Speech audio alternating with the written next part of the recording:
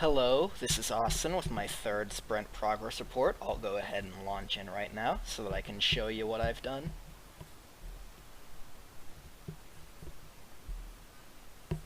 Alright, so you can see the Centipede up top. It's got its collision correct. Turns off the objects. I'll let it get to the bottom and go back up to the top here so that I can show you that that does indeed work.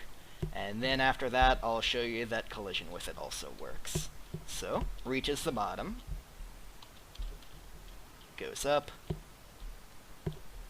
continues up, goes through the mushroom when it's supposed to, and comes back down. So, there's collision. You might have noticed that when the mushroom, or when the centipede came over on the left by these two mushrooms, it went down twice. The reason for that is that whenever I have it in its turn state, and it can't actually turn into the position it wants to turn, I have it turn again, so it'll usually go down. I don't know if the game does that or if it will have it turn the other way, but I think it's the first way, so I did it that way. So let's go ahead and take a look at the actual code now. So, centipede object here, nothing too exciting aside from the fact that I'm using some extra functions, a one-line function, so that I can use those functions to get this data into the state machine.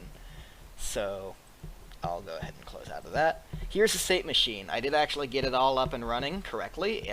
10 separate files total, I believe. The base class, and then the 8 of these.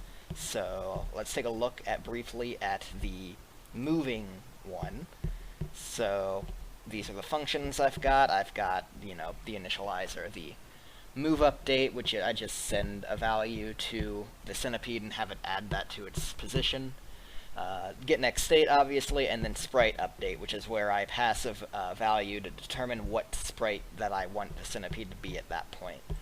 So here's the movement C++ file. Not too much to say. A lot of it's just the if-else's I had before, just in a single file now. Same with the turning. You can see here that I have it call turn. This one's turn left. I have it call turn right if it can't turn left, or if it can't move left. That is. Otherwise, it'll move left.